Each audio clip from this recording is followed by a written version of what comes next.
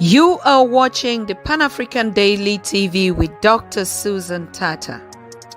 The Africa we want: unity, consciousness, our culture, our spirituality, our history.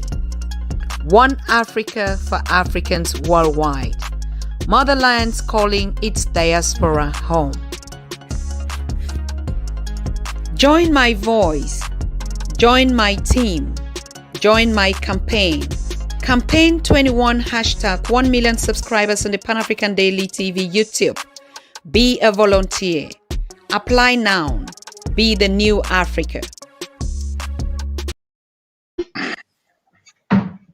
So, hey, Hotep, happy African family watching and joining worldwide. We want to thank you and welcome you to this special edition on Namibia Day. Today we want to celebrate Namibia, its past, present, and the future. So if you're joining the live conversation here, you can see a beautiful gentleman from Namibia, and the Queen of Namibia is sitting comfortable in this studio live on the continent in Namibia. I don't know whether they're watching from YouTube or what. They're going to give us historical facts about Namibia, the people, the culture, the history, the land, the opportunities, and everything.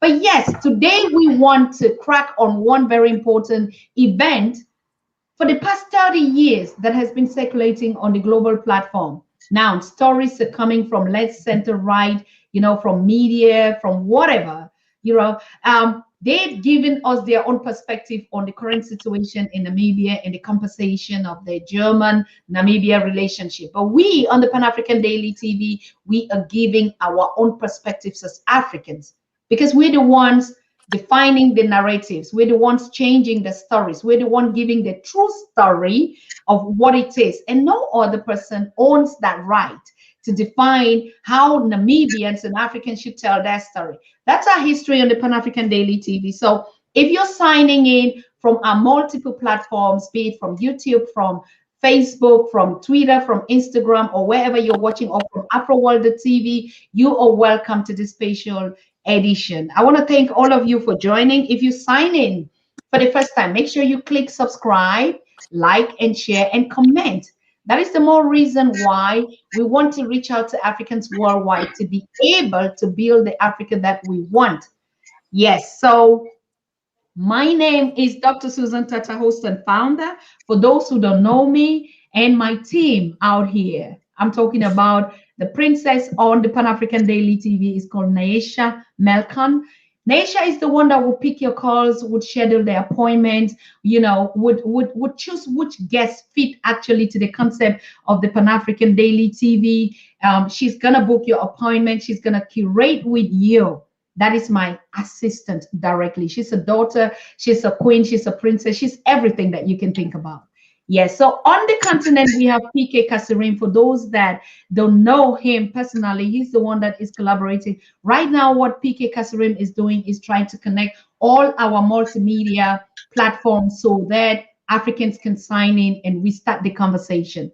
So by joining me in the studio right here, we have two young gentlemen here, Tumi Iya, who is in charge of the technical team. So what do? I mean, they sign in the guests, they welcome them, they check the camera, they make sure that the sound quality and everything is working. That is our little team here directly on the Pan-African Daily TV. But as you can see, we are a whole family connecting Africans worldwide. So in our comment section, you're going to see Koboko Sauce, Kofi, Johnny Boy, Signofa, all the team of the Pan-African Daily commenting, welcoming you, sharing your stories, and and also criticizing some points. So they're going to be asking questions. They're going to be taking questions. Now, what we are so careful on the Pan-African Daily TV is we watch our community standards and regulations. It means we're not going to use some words, that are not decent. You know why? Because the Pan-African Daily TV is a family TV. So we have our children, our elders that are watching with us, because it's in a typical African culture and tradition and values. We respect our language, for elder, and also we make sure that our children are watching. So please make sure your vocabulary, your comments on the chat are friendly and comfortable in an African way. Thank you so much. So good. The topic today is the Namibia German Compensation 2021. So, like we say, we want to know everything about Namibia today from our experts sitting here. Now, who are they sitting here? We know this is a whole team called the OGF. That's the organization. And the OGF actually stands for Overherero Genocide Foundation Namibia. But now the Overherero Genocide is comprised of the Nama Committee and also the Herero Committee. So these are the component of what actually makes the indigenous people of the Namibian. But of course, I'm not an expert on this topic because that's the reason why we have our two gentlemen here and the queen here. They're going to tell us everything we want to know. All right. What did I miss again? No, everything is fine. What is it that we want to discuss today? We want to look at German-Namibian relationship. We want to also know the psychology of the German and their colonial past. Because it seems as if after 30 years, Germans have just forgotten that they did everything that they thought they were doing, and that the whole world would just sit and focus only on the Nazi crimes or the Holocaust crimes that have been committed. Germany seems to have just forgotten, they were the third colonial powers after France and Britain. And so now it seems as if nothing even happened. But now we see their footprints in Namibia, even in southern Cameroon where I come from, even in other parts, in Tanzania. You see the Germans there. Everywhere the Germans were there, but they're just suddenly like silent about their past. Today we talk about France, we talk about Britain and the Commonwealth and the countries, and people suddenly seem to just forget about Germany. Now Namibia is waking up. Namibians have been holding Germany very responsible from the past. So it's not a decision as if Germans just suddenly recognize that, oh, we did some mistakes in the past and we want to correct them. No. A point of correction. The OGF, this foundation that is sitting here, together with the paramount chiefs and the kingdoms of Namibia, and also together even with the government, have been involved in holding Germany accountable for these past atrocities. But guess what? In the past, Germans used to argue and say, no, we cannot, ask a kind of a compensation because these were past atrocities that were caused. And on what they call the 4-4 Treaty of the 19th, all these things apparently were settled. No, you cannot move into the future without going back into the past, Mr. Germany. Now, if we want to move on onto a perfect relationship, we have to first of all correct the past, isn't it? And exactly, it's not only about Germany, even France and Britain and America. All this colonial past would be held accountable by the Africans, by the people, the indigenous people, the kingdoms of the Africans are asking questions. So you cannot run from that past. Thank you. I know all of you are seated comfortably. Let's get into the studio. Welcome our guest to this wonderful show today, and we're going to diagnose and digest and criticize, but in the quest of looking for a way forward. What are the Namibians saying? What is the Africans saying? What is the way forward for a perfect German-Namibia relationship? So back to the studio. Welcome, chairperson and executive of the OGF. Welcome to you all. I start with the queen. Oh, right. All right. So I start with Mr. Benson. Welcome to the show. It seems as if Vivian is having a little bit of technical connections out there. How are you, Mr. Benson?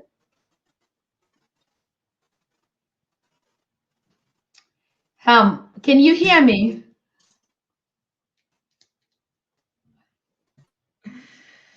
Okay, it's gonna be a problem out here today. Mr. Benson, can you hear me? Look, I can hear you. I can hear you now. Sorry, it's like we're having a bit of network problems, and hopefully it will last this time through the whole show.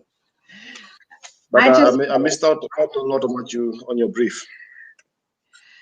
No problem. Anyway, but you're back in the studio. You can hear me, right? Because I see Vivian is already kicked out. So we have to do a kind of like quick updates on this before we're kicked out of the show. So how are you doing? I'm fine, thank you. How are you doing, Susan, Dr. Susan? And thanks for having me on your show. Thank you so much. I can hear you very well. Now, today we want to talk about the German-Namibian question and all this conversation. What is it that you can just brief us generally on it?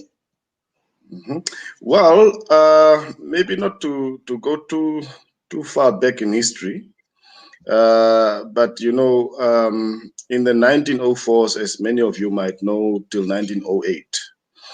When the German settlers came to Namibia,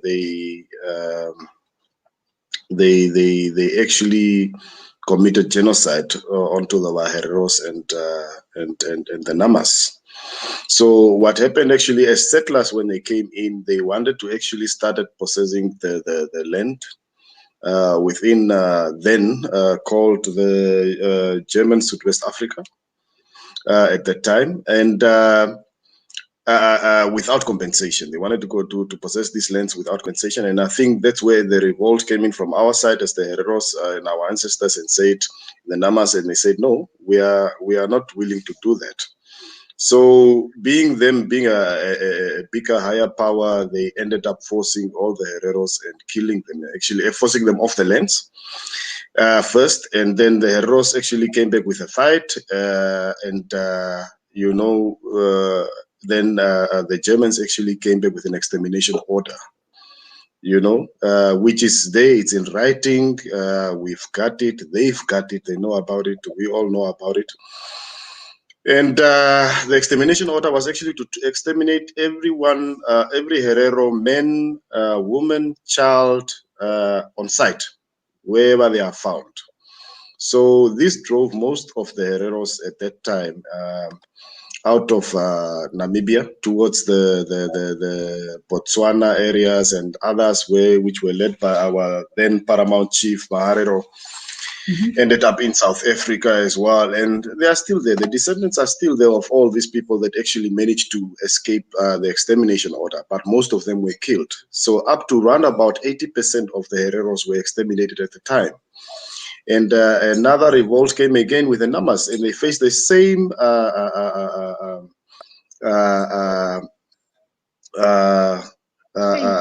resistance from the Namas, where the Namas also said, no, we are not going to let this happen. And another extermination order was issued again against the Namas. So, and they actually suffered the same fate that we did as Hereros. And in the extermination orders, it states also very clearly, like every Nama, every Nama, woman, man, and child, if found, this and this will happen to you. And if you come to us with a white flag, waving for peace, you will be spared. And it also states there clearly, if you actually waver from this, look where the Hereros are right now, what we did to them. You will follow the same slaughtering house. So obviously they stood there and they fought also their ground, and they also lost, I think, around about 50 to 60% of their population as well at the time. So coming now a couple of years later, with all of this having happened, we as the Hereros, I think, trying to regain our strength, those that were left behind, they were caught as slaves and they were used as slave workers. The monuments are still standing there. They're in Windhoek, right next to the parliament. It's where actually the monuments or the areas where these slaves were kept as Hereros, and then they were used as cheap labor by these Germans at the time. Most actually died there. They suffered of hunger and all of this stuff. And during the extermination, the orders were clear. You wipe them all out, wipe the whole tribe out. And also, if they do run and hide and we can't find them, poison their water wells. If they come and drink water, we'll come find them. So there's a lot of bones scattered all over. And when they took over the land, the people ran off, those who ran off, who survived and ran off maybe to Botswana, Angola, and also into South Africa. When they took over the land, they turned this into farm areas. So these farmlands currently is occupied by them, and obviously they changed it later on into their own they gave themselves title deeds, and where their beneficiaries or descendants are actually living currently at the moment. So it's not like it's something that we can't see; it's there. So the same is happening all across from the Herero lands where the Hereros were, and all across up to the Nama lands where the Namas were also staying. All these places became now farmlands privately owned by descendants of our German colonialists. So I think for now, let me just leave that brief of history from at that point, and maybe I can just send it over to my executive sister as well, so that she can just take it from there and also maybe complete the rest of the story for that one. Thank you, Vivian. Well, Susan and everybody out there, at the moment, I think he has properly outlined the historic occurrences that happened.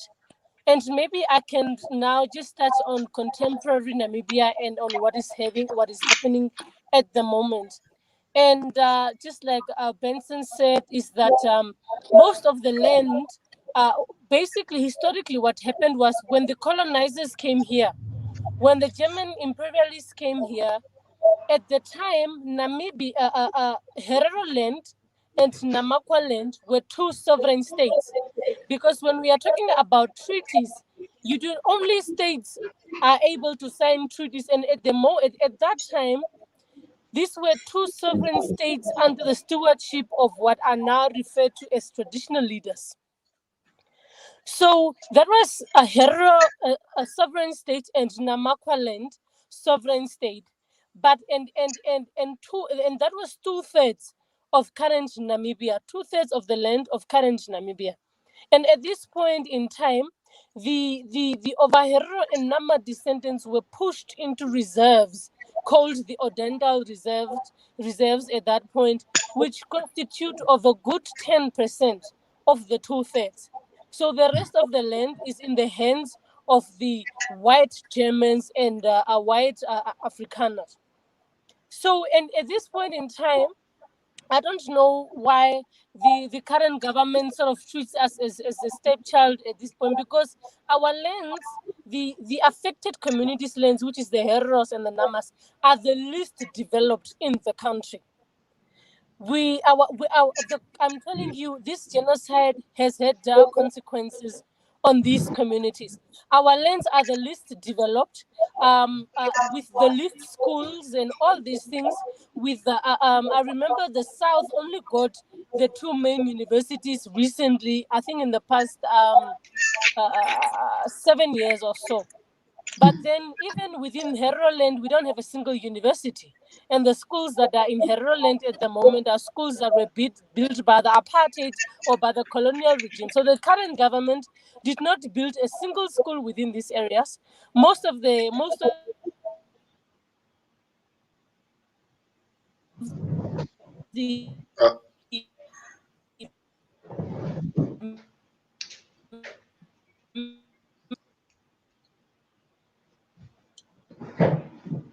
Okay, Benson.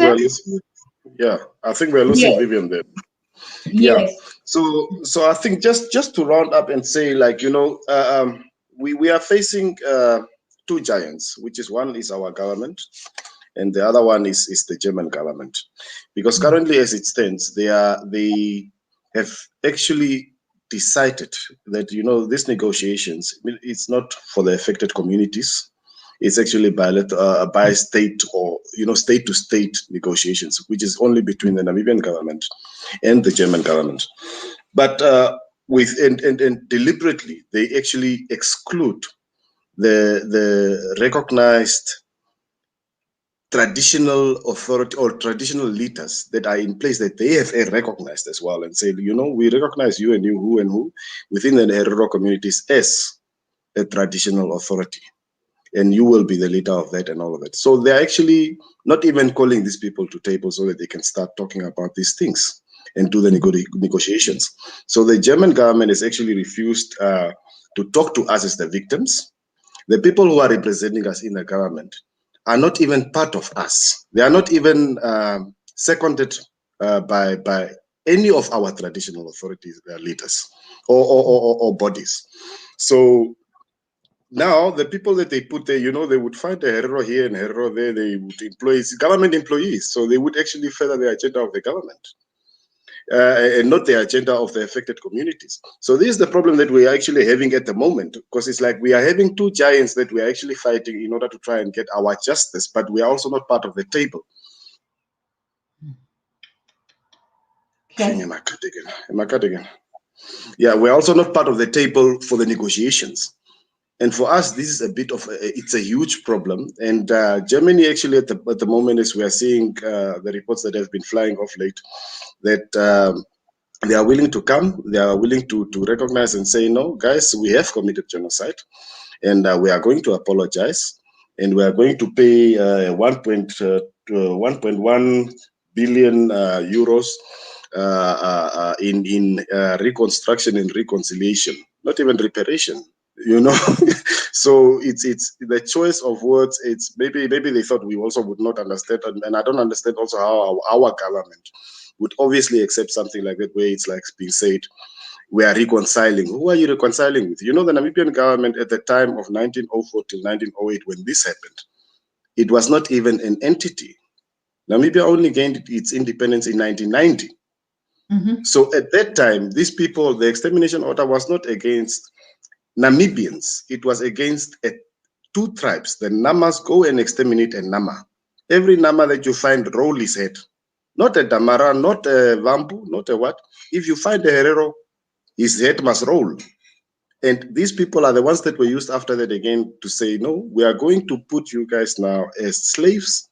You are going to work our farms, our land that we took from you.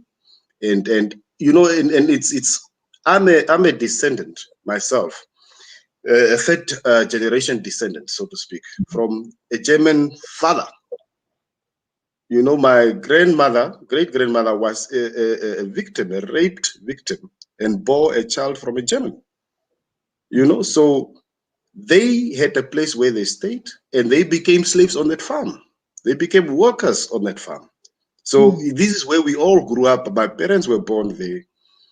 Our generation came as well. So, and we know exactly where this place is. So it's like we are direct victims of this stuff.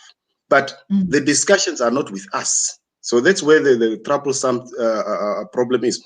And what happened is, you know, when 80% of your national is wiped out 100 years back, 117 years to be exact, back. You know, it's generational wealth which is lost, and developments, you know, over all of these years. And the accounting of all of this, it's also where I don't understand how you can actually just settle and say, you know, the wealth of one person, if it takes from the time, from birth time of working, all of those stuff until the time of death, how much wealth would this person have accumulated under normal circumstances? You know, and now you are taking almost 100,000 people that were actually, like, you know, killed, and you are saying, no, these people are worth 1.1 billion in order to close this case. And for me, that I do not understand, because 1.1 billion is it's peanuts to the Germans. You know, I think the richest guy in Germany is worth around about 400 billion. So you are saying you are paying genocidal two communities, you are only paying them 1.1 billion, and that's it. You settle the case and then it's over and done with. I think that is a huge joke. And you know, for me, I would always say, if you take the account of land that we have here, and you take the current value of what is being sold here, we did the math. You know, it's not even close to what they are talking about.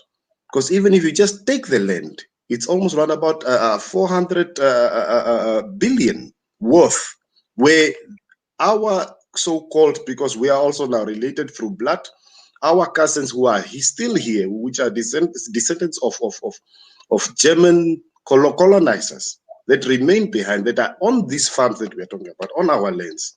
You know, it's it's what they have inherited. They've inherited this genocidal crime proceeds, and they are living a very good life on this land. We see it every day. We greet each other every day, you know. But it's here.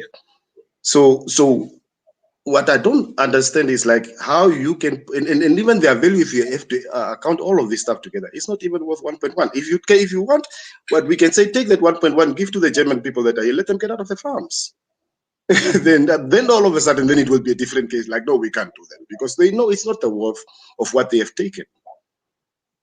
Yeah, that's my story for now. I don't know. It is hard. It's really hard, particularly you speaking from this perspective of a victim. You know, like somebody comes to your house, rape you, and even take you out for dinner and ask you to pay. That's how it sounds. That's actually how it sounds, right? That is exactly what it is. Yes.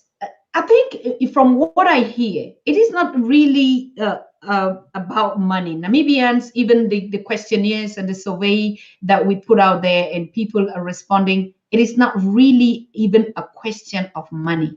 It's a question of human dignity and morals. Like you say, you know, now you're just coming to pay and say, okay, we just paying some peanuts for a crime without even looking in the face of the people whom you hurt, the traumas, you know, the destruction of their lives and their future and the legacy, to just even look at them and say, yes, it was something in the past. Let us forgive and we move forward. But you just come like, all right, because I've been forced and I've been taught to do this, just take this and leave me alone. And just like, you know, I think that's that from what we feel, that's the pain of the Namibian, is it? Absolutely. You know, we go through this every day, and unfortunately, you know, we've got a government which is put there to actually protect its citizens, and you know, so we are like the government's kids, you know. So, but now all of a sudden, it's like stuff. If you're watching a mother at home, you know, only giving good treatment and all proceeds only to one child. And you know, the other child is actually like always, you know, is getting nothing. It's getting actually the left crumbs, or in fact close to nothing. That's actually what we're getting from this government, and without any protection. Even if the child comes home and say, no, today this and this happened to me, and this and this and this, so mommy, can you please come and stand by me and do this? You know, you watching your child and how that the mother actually differently treat the kids in that regard. This is the most painful thing you can do and the most damaging thing you can do to a kid. And now this is what our government is doing to us. Because it's like we are standing in this case, and as a child, you are being stopped to talk for yourself. Although the rape or whatever it is happened to you, you are being stopped to talk for yourself. But your mother is talking for you, but your mother is talking for you to benefit the other child who hasn't been raped. You know? So, and they are talking to the rapist. So this is exactly the position where we are as Herros and Namas, you know, and we try to say, no, but we are here. We are of consent age. We are beyond 18 years. We can speak for ourselves. But, you know, I think the sometimes, you know, being the good child where you are always very, very obedient or respectful, you end up actually always staying the victim. So it's like, what can this child possibly do? Coming from the world out there, what does people suggest? What must this child do now? Because even if the proceeds come, they are going to the child who has not been raped. And the child that's being raped is still going to sit there and watch the child who's not been raped. It's like food has been dished and it passes just in front of your nose and it goes to the other child. But food which were actually designed for you. This is what our government is doing. And, you know, they are treating this case without even consultation of the raped victim, of asking what exactly happened, on which day, how, and all of this stuff. All they are doing is like they are taking information from the child which is not even raped to say the happening of the events. But, you know, this child is willing to talk for themselves, and they are the victims of these whole circumstances. So we are having a problem with our government being in bed with Germany. And Germany is actually bulldozing this whole story to have a happy ending for themselves. But, as a child, which, as I've said now, if in that scenario, what is this child supposed to do? And these are the comments that I actually would love to hear from outside there. It's a very respectful child. They don't stand up, they don't start bombing people, they don't do what, they don't swear at the government, but it's a matter of time.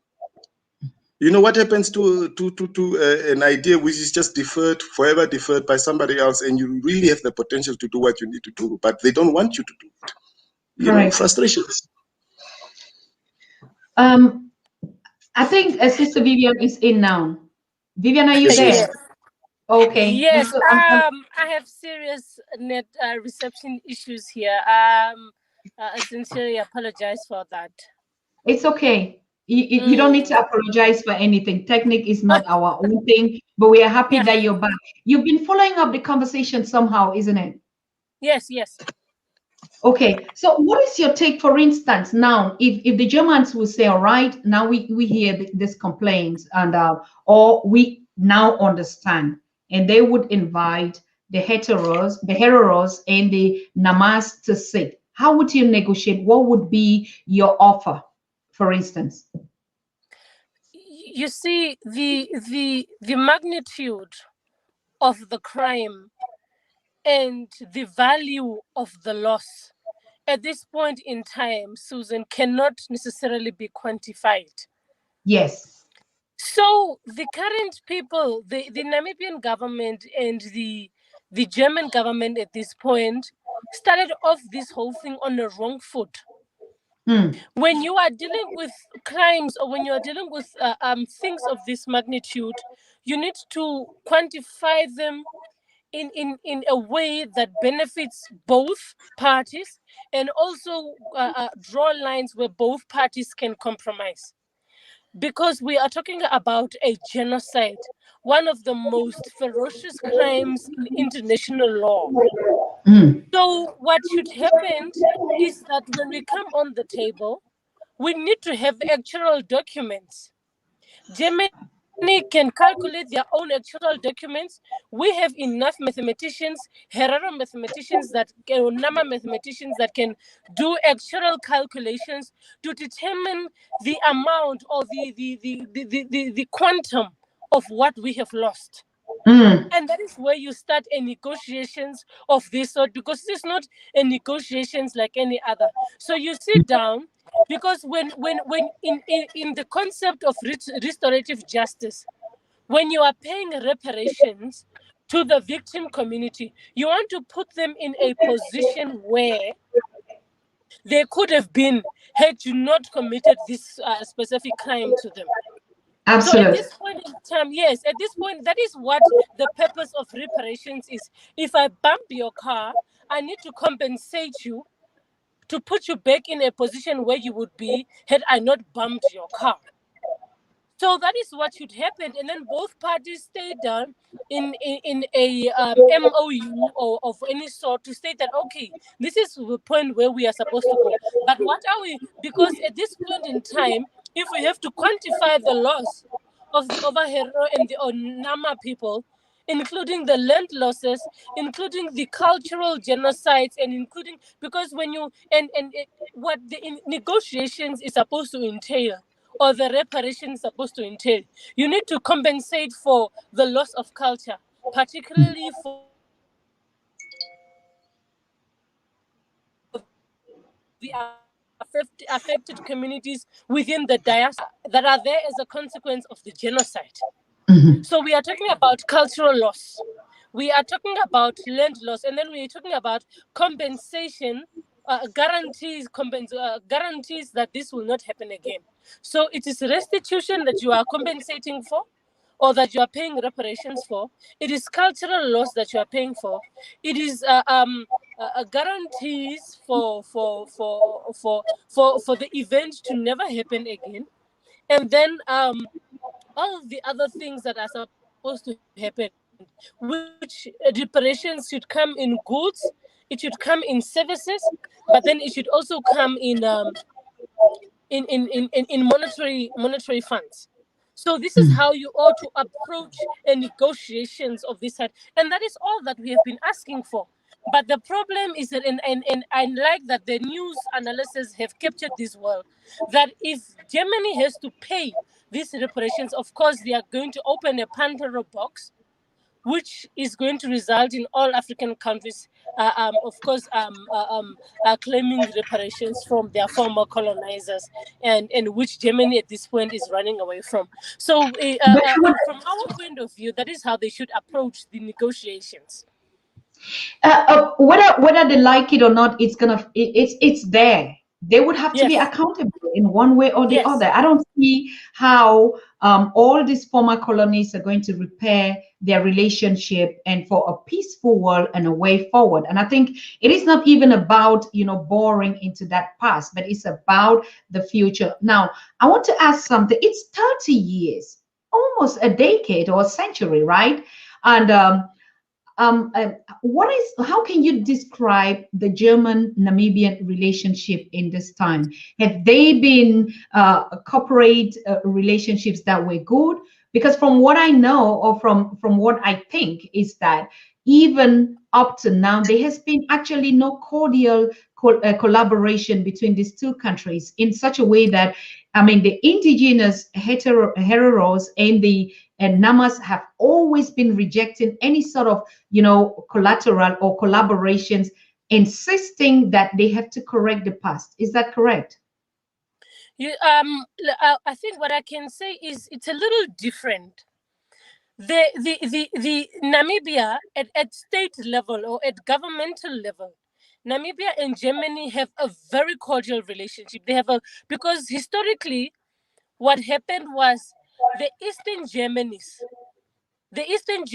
and the SWAPO government, let's say, and the SWAPO party during the liberation struggle of Namibia before independence.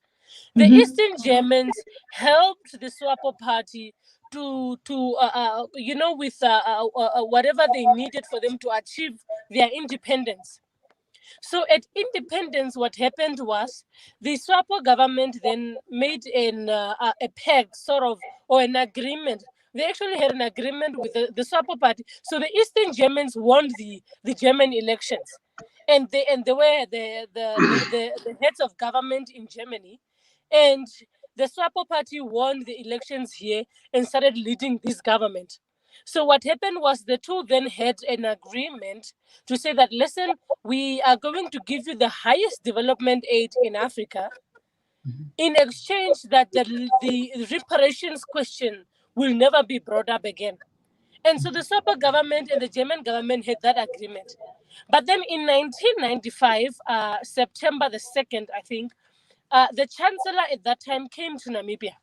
And our paramount chief, Dr. Kwaima Rirwako, at that time wanted to meet the chancellor so that they can have this conversation. But the ambassador at the time prevented this to happen because of that agreement. So the chancellor went back to Namibia, and the paramount chief at that time formed a genocide reparations movement, which of course did not last because of some sort of differences. It broke up, and in 2002, he filed the first lawsuit against Germany in pursuit of reparations. But because the lawsuit was filed in the wrong court, it was dismissed. So then in 2006, the paramount chief, Dr. Kwaima Rirwako, may his soul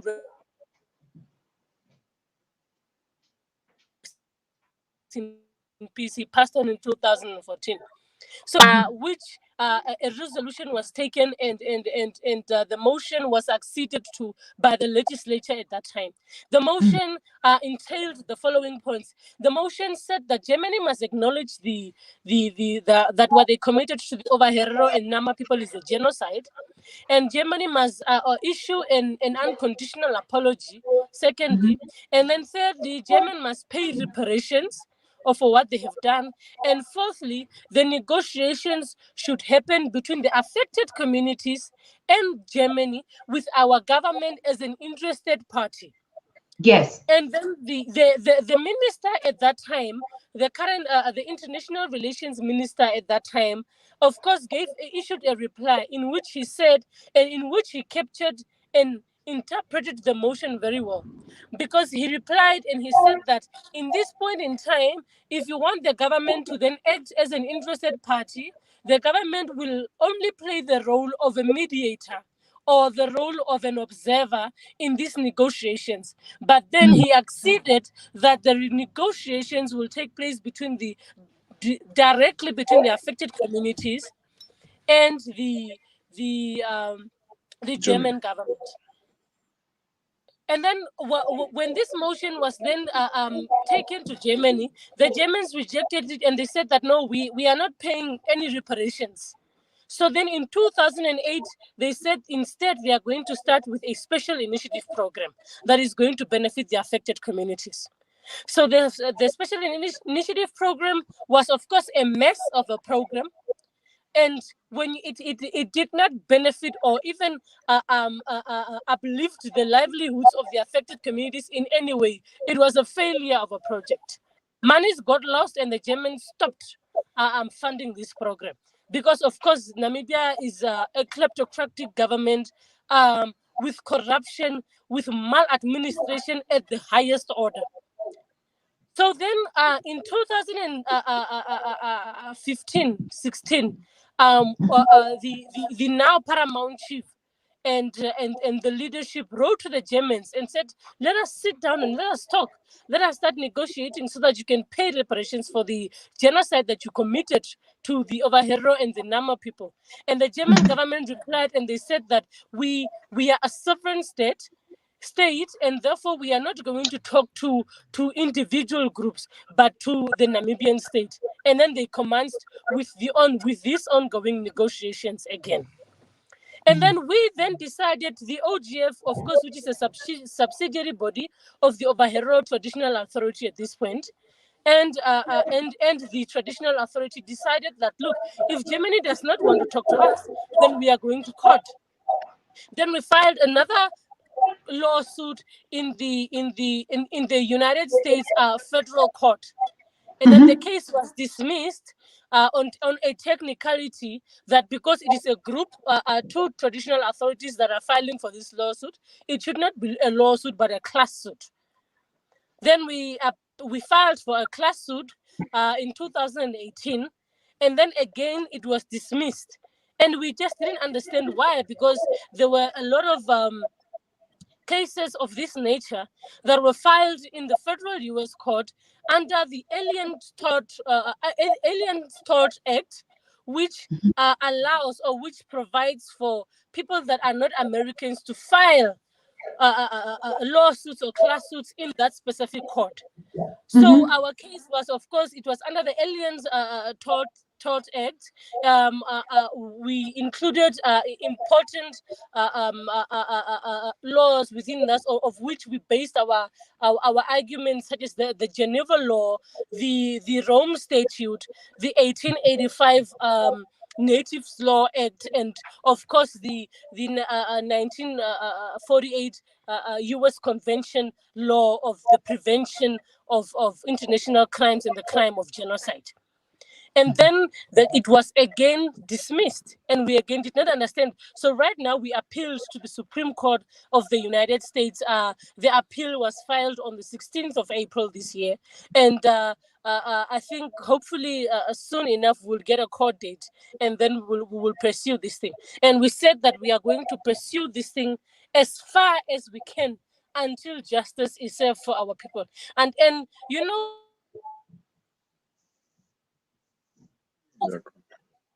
for the first 3 times, Germany did not show up to court, but the 3rd time only is when Germany showed up to court.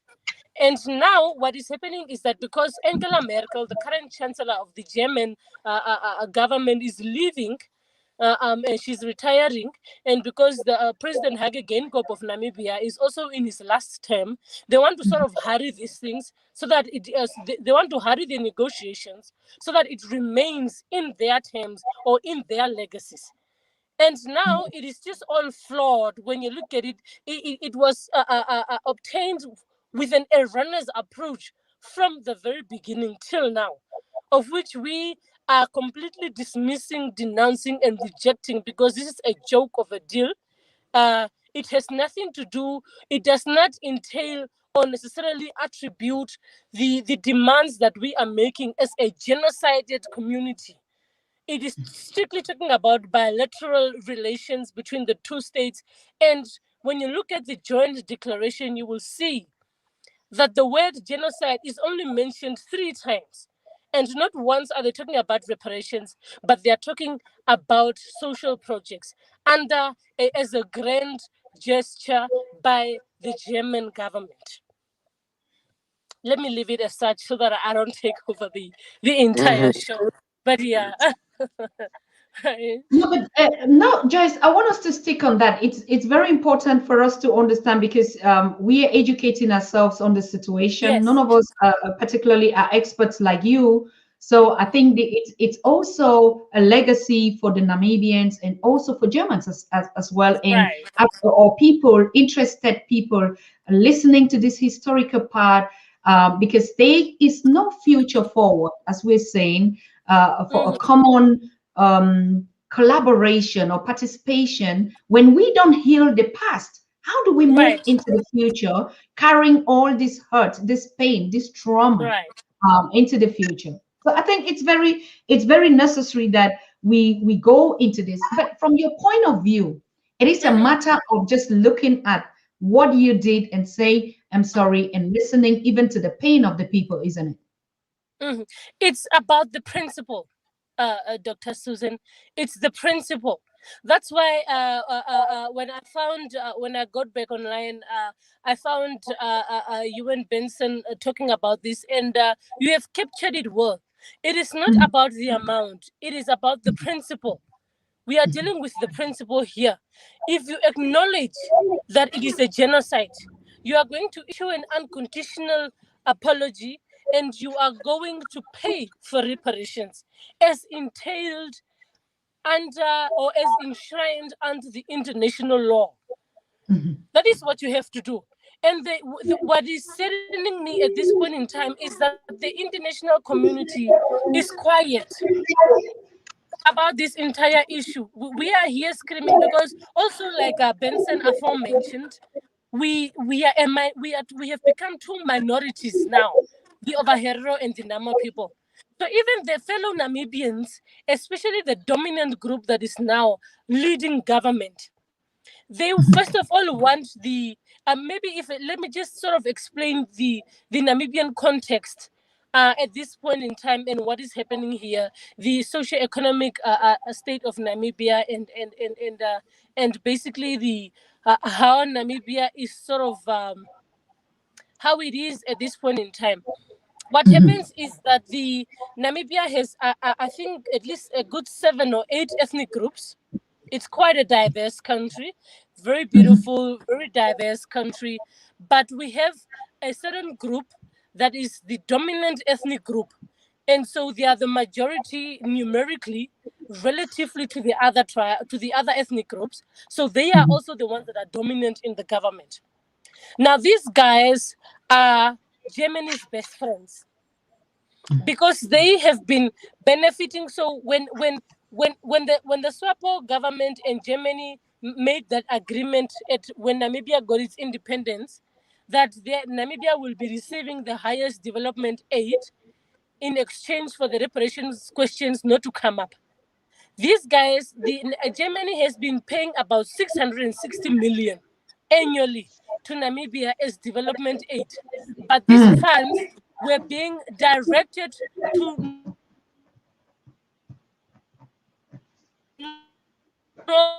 northern Namibia instead of being diverted where the affected communities predominantly reside. So these funds were being diverted there, of which most of the funds were lost due to corruption and other means, looting and all that, because of the government leaders at this point in time, particularly central government. So that is what has been happening. And now at this point, and that is why part of the main points why the affected communities wanted to address this question was because look, we are also Namibians. Why are we treated like a stepchild in this country? We have survived a genocide, but till this point in time, we do not have a day on the national calendar that commemorates the genocide. Absolute. And in Okay. 2014, one of the parliamentarians, his name is Uvutwaye Mambera from the Swanu political party, tabled a motion, and he suggested a day that will be commemorated in 2014. Now we are in 2001 to 2021, 2021, but we still don't have a day. 30 years of independence, we don't have a day on the national calendar that commemorates this genocide. So and that is why even now, why the affected communities are vehemently advocating for these funds to go directly to the affected communities and not through the government, is because of this stepchild treatment that we receive from the government. Our lands are the least developed. The land reform is supposed to sort of address this historical injustice and benefit the affected communities more than the rest of the ethnic groups. But instead, what happens is that the affected communities are the least recipients or beneficiaries within the land reform program. And really, the ones that sort of benefit from this are the people, or the people that are politically connected to the folks that are ruling the government at this point in time. And so these issues are tantamount to the mistrust that the affected communities have within the current government that has been leading Namibia for the past 30 years. And that is why we even at this point in time want to speak directly to the German government and not through the Namibian government. Because first of all, the Namibian government wants these monetary reparations that we get from Germany to bring development to the areas of the affected communities and to fund the projects that were put in place by the government and by the national that are entailed in the national development plan, of which we are questioning that the affected communities pay tax in this country. They have been paying tax, and the tax is what is supposed to bring this sorts of development to the areas that are predominantly, or in these areas where the affected communities reside. Why is it that we are only receiving, or we are only getting development from the state or from the government through reparations and not from the tax that we all pay as citizens? Are we not Namibian enough? Or why do we get this treatment? Because the rest of the country, particularly northern Namibia, is very well developed. They're very well developed. Most of their roads are tarred, they have businesses, they have everything. Northern Namibia is relatively more developed than the rest of the country. But when we are talking about fiscal consolidation in the state's revenue, when we are talking about fiscal consolidation, most central and southern Namibia contributes more to the gross domestic product than northern Namibia does. In fact, it is a 60% 40% ratio, if one could put it that way. Because central and south Namibia, which is predominantly inhabited by these communities, which again are minorities as a consequence of the genocide, contribute 60% to Namibia's economy. But northern Namibia only contributes 40%, because most of the workers there are in the informal sector, so they don't necessarily pay tax compared to central and southern Namibia. So we are dealing with these issues, and the unfortunate thing now is that tribalism or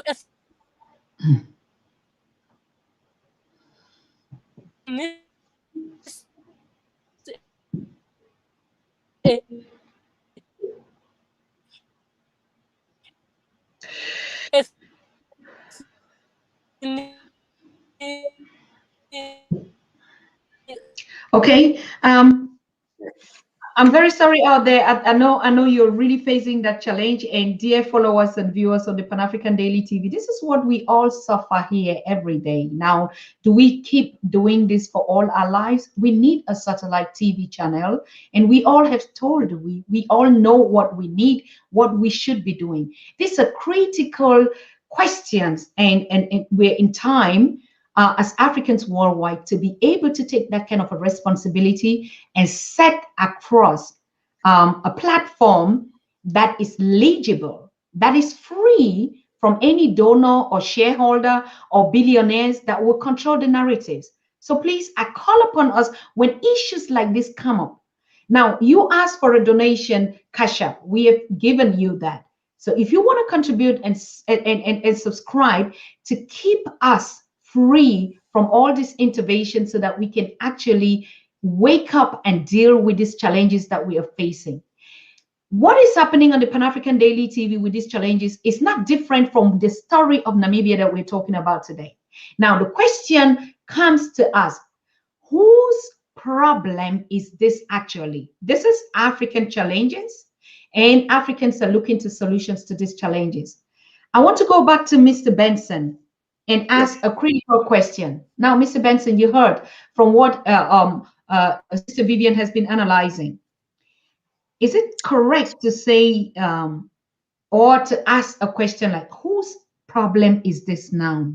The Germans have been giving or have been paying in form of a developmental aid, what he said, 660 million, yeah, as a top up, for instance, into the government let me say, yeah, into the government, right? And inform the government had to, in any kind, allocate these funds to the affected communities. From what she is saying, this is not the case. Now, whose challenge is this, as a matter of fact? No, I think ultimately it will be a Germany problem because, you know, they refuse to actually come and deal with the affected community, the people they have wronged.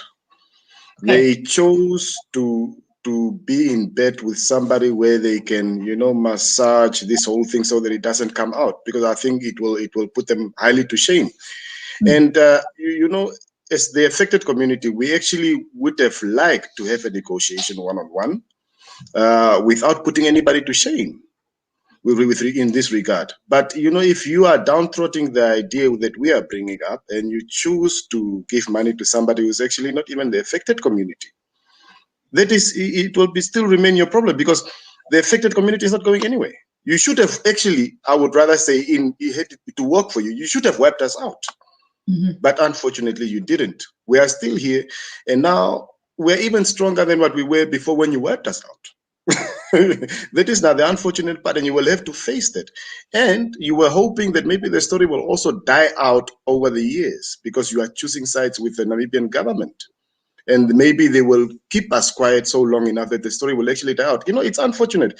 If you sit today and you speak to I will rather name the tribe as they are, because we need to talk frankly. If you speak to a Bamboo child, which is now the leading tribe, the ruling party tribe, you know, if you speak to a Bamboo child now who is maybe, let's say, 28 years old, and you really ask him, like, you know, we have been independent for 30 years, and you ask him the history of Namibia, he will start telling you the story of the history of Namibia from the time SWAPO was actually formed.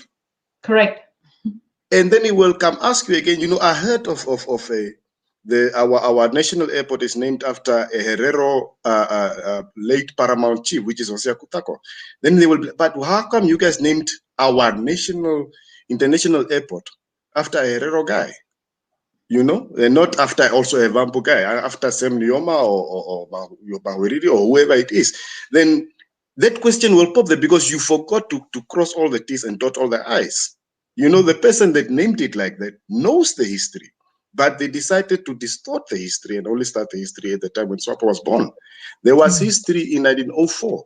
But, you know, so if you are teaching the history, only the SWAPO history, as the kids grow up now, this child, and you tell him, like, you know, Hereros and Namas have lost land like this and this and this. You know, they're like, no, that is not what the history is. We, as SWAPO, we fought for this country. But whether other people, there was history that actually really fought for this country, that part they do not understand.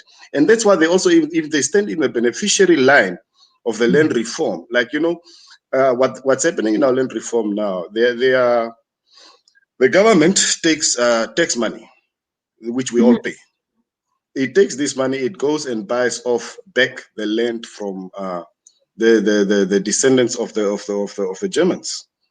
And it buys this land, and then after that it reallocate or resettles. The word resettlement already in itself is not even being used, because you are not putting back the people that was there before. Then they go and put a Vampo guy now from the north, who never lost the land, was never part of this, and he gets resettled into this area. So for that actually happening already, you are going against your land reform acts, because you are not resettling. You are actually giving land to somebody who has not even lost, and you are leaving the person out who actually has been there, who has lost land. But your laws are stating as if you are giving back to a Nama or a Herero who has lost land. So ultimately, even if the 1.1 billion signature goes ahead, we can only petition against it for so long. And but at the end of the day, it's not coming to us. It's going to the government. How the government deals with it, whether they will, try and write another love letter to Germany saying we have given it to the people. Germany believes it or whatever it is, because we are saying it ourselves. We are here. I'm a direct descendant of a rape victim of Germany. We are saying it. We have never received any of these monies. We are suffering to date as we speak. Our traditional authority leaders, which are recognized by the government, are not being brought to the table to come and actually state their case, or even, in fact, volunteer and say, no, I will not be able to sit at the table at all times, but I'm giving you who to come and sit at the table and represent us and the people as it is. The people in the diaspora, as it was alluded earlier, it's, when I started telling the story from the beginning, I said, the people were pushed out of this country, and their land was taken. There were people who went to Botswana. There were people who went to South Africa. There were people who even went to Angola. And there are people in the UK. There are people everywhere. They ran as far as they possibly could from this horror. All these people in this so-called reconciliation and reconstruction deal are not included in this thing. How are they benefiting from this thing? If at all, it provided that now Namibia has woken up and said, no, this money will really benefit the affected communities this time around. Not like all the other times. This time around, we are really going to sieve it down to the grassroots. How are these people at all going to benefit from this? And these are, it's while we are having in Namibia, we are having special initiatives like Struggle Kits. Struggle Kits, it's when SWAPO became a party. These are the recognized struggle kits. When SWAPO ran at the same time when things were happening through South Africa, when South Africa became now the colonizers of Namibia, SWAPO had also their people that were driven off and they ran. When the people ran, the kids that were born there, they've got an initiative here which is recognized specifically just for them as struggle kits. But now when we're talking about this is not being recognized at all. And whenever you bring this up and you say, that's why I say, let's be frank, let's talk Vambu, let's talk Herero, let's talk Nama. When we talk about now and we say the Nama and the Hereros now, they struggled through this time. Why is it now all of a sudden that it's one Namibia, one nation, and Vambu must be paid? So for me, it's that, I mean, we can dilly-dally around it as much as we like, but this is exactly what it is. But when we talk about struggle kids, there is not one other person that will go and be brought into this thing to benefit at all. And to come back to your question, this problem will remain Germany's problem. We can talk now, but at the end of the day, negotiations are done trying to keep, if someone is victimized or they've hurt you, they come to you and they say, no, let's try and settle out of court. Because I don't want to really be embarrassed. I don't want to I don't want this thing to go out. It will tarnish my image in the long run. Then we say, fine, let's come and sit. But you're still not talking to us. You're talking to other people. So at the end of the day, even if that deal is not accepted by the victim, the next thing that they are supposed to do is what? Let's go to court. And going to court, then the law will prevail. We know they've got bigger friends, they've got what, they've got guns blazing. But now, luckily, what we've got people like you, Dr. Susan, which we are very grateful for. Our voices are out there, and most people, this story was supposed to be a huge secret to the whole world. But luckily, we're out there now. Everybody knows about this story. And more people will still get to know about this story. And I would hope that, we do this on a weekly basis and we update on a weekly basis. Where do we stand now from last week? We can make it a series. Yes, sure. I think let me have it. Of course. No, of course. On the Pan-African Daily, you know what? It's not just even about, it's about our history. The Pan-African Daily TV, we're going back to this philosophy, the African philosophy of Pan-Africanism. And Pan-Africanism means we are just oneness with nature through justice, truth, and our spirituality. So, and we cannot move forward without going back to our history. So, until our generation would understand actually what happened in the past, it is difficult for us to move ahead. It doesn't matter what the world says, Africa is slow in development, or Africa is not doing this, or we are not meeting up, until they themselves are held accountable of where they put us. Now we begin to compare other developmental countries. We take a country like China or India even. We're just still talking about that.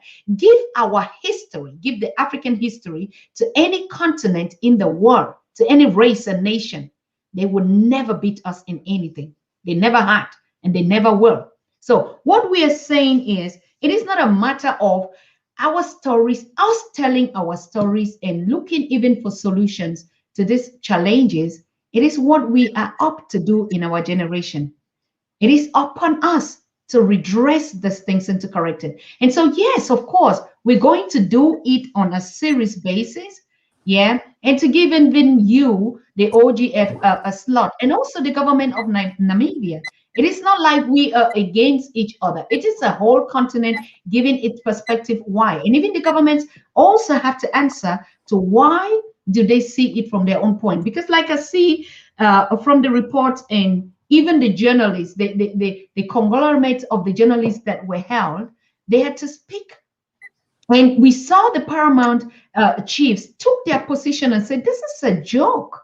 This is a joke. And we even heard even the vice president of the ruling party of the government also condemn that and say, it's peanut. It's like what they refer to like selling a black card in a bag, right? So it is very clear and loud that they still maybe would have to be a kind of a sit down negotiation to talk from every perspective to work out a sustainable future for the world on interest point. Now, but I have to go back to one thing. Namibia, like Joyce, Sister Joyce was saying, is a beautiful place, just like every other part of the continent, with business opportunities, with travel opportunities. It's a beautiful country that enjoys all the benefit. But we also know this issue of land, particularly because it's a landlocked area, is causing a lot of problems for the Namibians even to feed themselves. Agriculture, which we're looking forward to be the industrialization opportunity for African to develop or to see forward. But now, if we look at this case of land and this compensation in Namibia, it's a problem. So it is like boring a wound in the hearts of the Namibian. Now, I know that Sister Vivian is on again, and I want to ask Sister Joyce, Vivian, it is like you had almost even forgotten, even though you did not throw it away, and Namibians were moving on with their life, and now suddenly they just open up a case again. Is it painful? Like we would have just let us fix our past. Now, but you're coming again to even remind us, but then what? It is an open bleeding wound. Yes. It is the capsule on the wound was ripped off. It was not even gently taken off, but it was ripped off because the wound inside is still bleeding. Dr. Susan, when you observe the opulent lifestyle that is lived by the descendants of the Germans, of the Afrikaner, while our people are in abject poverty, lands that are lying in complete destitute. I have to say, it hurts. It hurts every day when you are looking at the. Of course, Namibia is like any other African country, where you have the political elite that act as the gatekeepers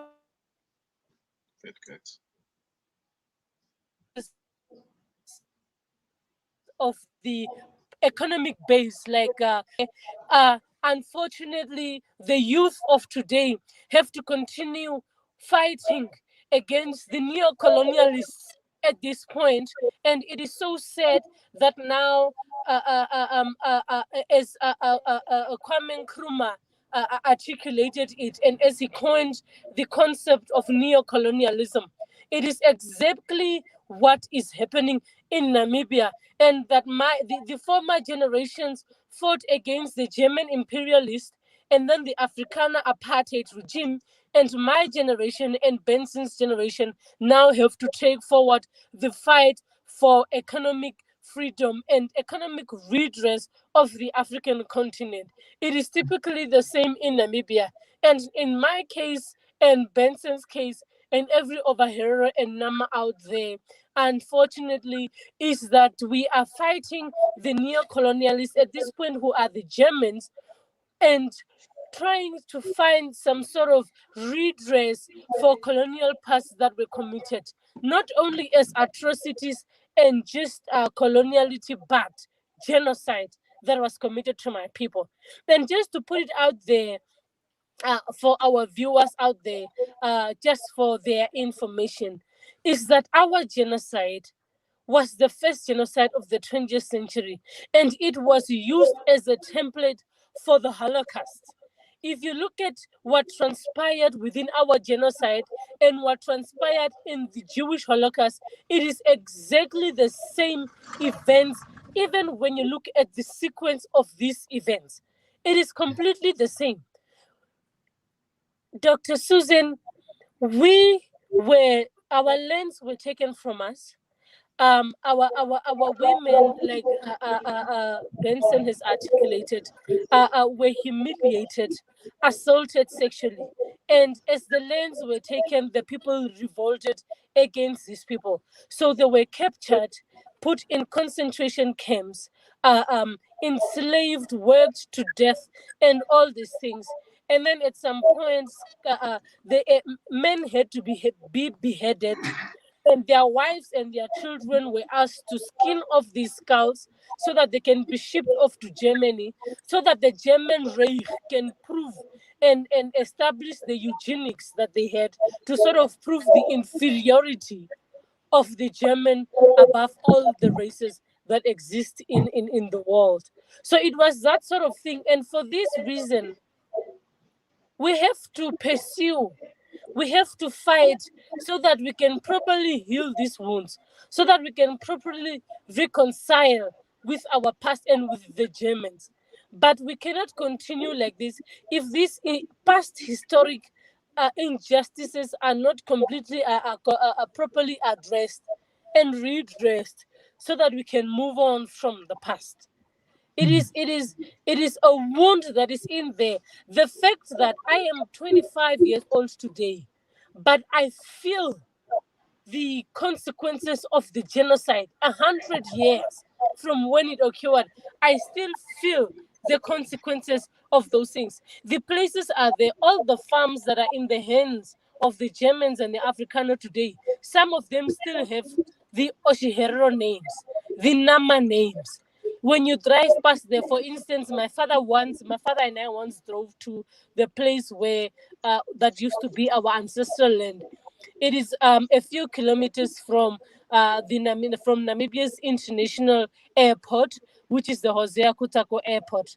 It is a place called Ondekeremba. The farm today still has that very same name that was given by my ancestors today, and they've turned it into some sort of resort. And we went to ask the owners of the resort. They sort of gave us permission to go and see the graves. And my great grandmother, her name was Angela Murirwa, her grave was right there. And it was so painful that I have to ask for permission from some white person who took that land by force. For me to go and see and sort of reunite with my ancestors, I had to ask for permission for me to go and see their grave sites. So that is how opened the wound still is today. I am inheriting abject poverty from the generation of my mom, because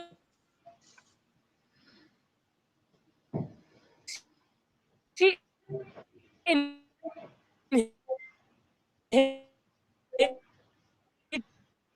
Hey, Babot. Okay. that. Just take a break, V. We will get back to you. I think it is. We would open up the line to take some calls from the community that is watching. Vivian, just pipe down. I would open up the lines um, because, like we say, we are a solution oriented a platform. It means no matter how painful and how hurtful, we are learning to look at those cars and then move ahead with solutions. We are not going to stand and look at them. No matter how it hurts, we have to reconcile. We have to move ahead. The world moves ahead. And so we're not going to get stuck. But now we are at the point where we cannot move ahead without going back to visit these graves, without going back to feel that pain, without going back to look at ourselves. Even the people that are giving us that uh, so-called privilege that we have to go and see our ancestors, yes, they will have to open up those gates for us to go in. So we are at that junction. This is the point where we are, and we call it the Sankofa. We are at that Sankofa where we look back. Yeah, go back to the roots, pick it up, and then we move ahead. Irrespective of how painful and how hurtful this is, how we are going to cry and sob and weep. Yes, we have to go through because we had never done this rite of passation. We have never done it as a people. We are not healed. We are still suffering from this trauma. And there would have had to come a time and a generation where we address these things. And because we are in that point now, we will have to face it. I truly feel it. All of us are feeling it. The community is feeling it. You watch the chat, people are weeping. We're all in pain. Yes, we had to do it. This is the moment. This is the time that we all had to gather and heal and share this pain. And we all know, like our experts have been coming here and said, nothing is wrong with you, African. Nothing is wrong with us. Something happened to us. Rev Shock and has been saying it in the spiritual nomics, and we put the link right there. Nothing happened. Nothing is wrong with us as people. Something happened to us. Every other thing that we are going through, something happened to us. Now we are looking at it, heal the pain, cry together, open up the stories, speak out our stories, because this is part of the healing process, and then we move ahead. So I'm opening up the lines. If you have comments, you can drop them in the comment, in the chat. You can call and address them. But of course, yes, we are moving ahead. Yeah. Mr. Benson, Madam. if we have to sit down after all the healings, we will have to go through the trauma. We'll have to talk to victims. We'll have to look for a way. And then we'll have to sit at the table. For instance, I am a German by nationality and I'm African by birth. Now, what is you and me going to sit on the table? If I have to negotiate, it is a hot seat, right? It is a hot seat. What is the way forward? No, for me, the way forward is let's reboot the negotiations. Yes. Let's restart the negotiations. Let's face reality on exactly what it is. And okay, now the Germans have sent a statement saying, they now do recognize it as genocide. They have committed genocide in Namibia against the Hereros and the Namas, because the proof is in the pudding. The extermination orders are there. So we've got this. Now, you've been maybe you did not know, but I think you knew very well. You've been negotiating with actually the wrong people and not the affected communities. And they are also airing it straight to you, saying these proceeds or whatever it is that you have been giving as maybe developmental aids that you were thinking maybe it's coming through straight also to the affected communities. It has not. In fact, the communities are actually really suffering. So to start healing the process, let's reboot negotiations. Let's press the reboot button and come to the affected communities. You know who exactly are the affected communities and also how their structures are and who is representing them. You know, because what's happening now is actually some people are just being bought behind there. You go find one hero there, you give him what and say, no, go vote, go sign, because you're also part of the affected community. But it's not a spokesperson for this stuff, but it's actually pushing the government agenda. You know, so we need to reboot the whole negotiations from scratch, and then we need to really assess exactly the damage which is done, because it's like, you know, the one thing while we are in this whole thing, I keep asking a question of like, you know, because of the blood that runs through me also, which is also a German from our ancestors. I would always say the descendants of the genociders are still here in Namibia. The land that we are talking about, that we are crying over, it's not in Berlin. It's here. It's here in Namibia. But these people are quiet. I cannot believe it. These people are in the forefront of every business story that needs to be talked about in Namibia. But when it comes to this thing, our cousins are quiet.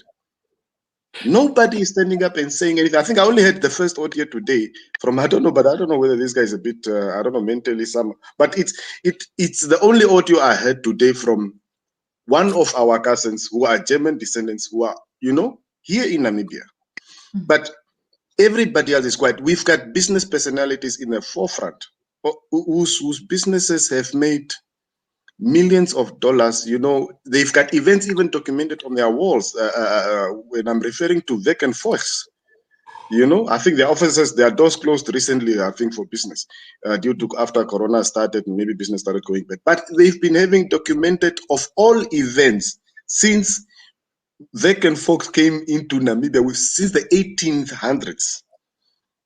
Everything, even the exterminations, when 1904, what happened? Ooh, you know, all of this stuff up until they closed their doors.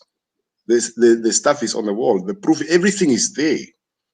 But our cousins are unfortunately quiet. But you know what happens if, it's just a question that one wants to pose out there. You know, if you are a beneficiary of genocidal crimes, what is your title? You know, you should have a title. You're an accomplice. So you know, and we are saying like, we have not even here been violent or anything. We are not really a violent nation ourselves, but everybody is, you know, you are never kill until you kill, you know. But you know, it's we are really not, but we need to start having these discussions. But nobody is coming to the table. In fact, there is a high level of arrogance. And you know, and see, making it seem like, you know, these guys just want to get paid. You know, in fact, we don't want money. Let's say that we do not want the money. The money should come, pay for the land, see where you're going to put your people, and take them off our land, give the land back to us. Then what? You understand? So it's they are trying to base it mostly as if it's just a financial thing. We do the costing of everything, life lost, people in diaspora, everything, you know. Then we account that and we say, you know, bring back our land to it. Then put what in the bank account so that we can go back what you can't pay, which is now the cultural losses. All of this other stuff where our people, language, they've lost their languages, kids, you know, trauma, all of this stuff. But we need to come to a point where we actually need to have discussions with the Germans ourselves, because we are capable of doing this stuff ourselves. Otherwise, we will still keep on saying, like, if the new deal which they want to sign off, I think it was 1.1 billion euros, and I will always, like our government, when they came out, apparently we started the negotiation. Their negotiation was around about 1.2 trillion. And that's what they gave to the Germans. The Germans, they took that, I think they threw it in the F3, which is like the dustbin, and for 7 months. Then they called them again. Guys, what happened to our proposal? No. We're only going to pay you 300 million. So now you negotiate according to our government, this clever government of ours. Then they negotiated. They are now willing to settle and sign a 1.1 billion. From your estimate with facts, proving how you came to 1.2 trillion, you are saying you had a good negotiation, and now you are settling for 1.1 billion, which is 1%, I think, of what you started off with. And you are saying, no, yeah, we've made strides. We are doing very good. It's probably could it also be because the Germans took into consideration the developmental aid that they've been putting, and then it came up to that, which is not accountable? Could that be? Yeah, maybe it could, but then again, as I said, these are not stuff that are being reported even straight to us as the affected communities, and it's not proceeds that have been coming to us. And that is because Germany chose to do it that way, while we actually really urged it clearly and stated clearly, do these stuff directly with us. So you decided to go pay someone else for the crimes you committed against me. How is that my problem? And we have been telling you, just come to me and ask me, when you did this to me, how did it affect me and what do I want? Yeah, okay. But you don't. You go ask my neighbor. My neighbor takes the money and you say, no, I paid you. No, it doesn't work like that. Okay. We are moving ahead. We're moving ahead like Vivian, way forward. We must come to solutions. We must. Yes. We can go in the back. The negotiations would go, like you're saying. I've noted down all that. But now we have to move forward, put up a structure, and then we go. And while even we're negotiating, we are moving ahead. Africa is not going to stand and say until we get this before we move. No, the Africa that we have now, your generation, Vivian, is the generation of forward thinking. That we're saying, yes, we are negotiating and doing this, but we're moving ahead. So the question would be like, now, what has been going on the ground? Do we have some educational programs on this situation? Do we have some, some healing programs or some projects? That's the one question. Number two, how organized are we? We know that the diaspora is there. Now we're lobbying for a One Africa. Remember, if we had this One Africa agenda, we would not even be going in these petty negotiations. Number three, how structured are we? We have the diaspora. Shouldn't the diaspora be the mouthpiece of renegotiation? All these things, like you are busy healing on the continent, we are busy trying to broker as a negotiation. So what do you think to all these three aspects? A solution forward. Well, those are the key aspects that you have mentioned right there, Dr. Susan, in the way forward. Of course, the foundation, we just assumed office last year, December. So we have only been in office for 6 months now, and we are making great strides. I have to say, yes, we are making. Yes. Thank you. We are making great strides. The former chairperson took a job in the government that she was against for many years. We didn't understand what happened. So unfortunately, she couldn't continue in the office. So that is where the chairperson, Mr. Benson, and I and the whole crew sort of then took office.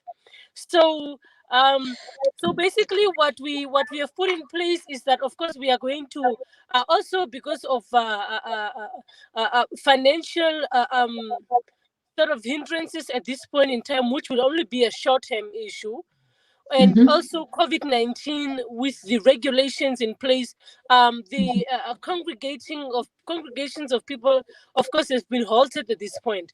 But of course, we within our calendar, we have sort of radical campaigns that we were going to launch, mass mobilization campaigns to sort of conscientize the people of the magnitude of the genocide, and also, of course, demystify the myths that have been going on about the genocide, so that people sort of know, understand this, and relate to us. And of course, within the organogram or within the structures of the foundation, we have the psychology office that is going to look at how to deal with the trauma, healing of wounds, and whatnot. Also, when we took over office, the foundation was sort of ran a little bit informally, so it did not necessarily have the foundation was ran informally and did not have institutions whatsoever. So we also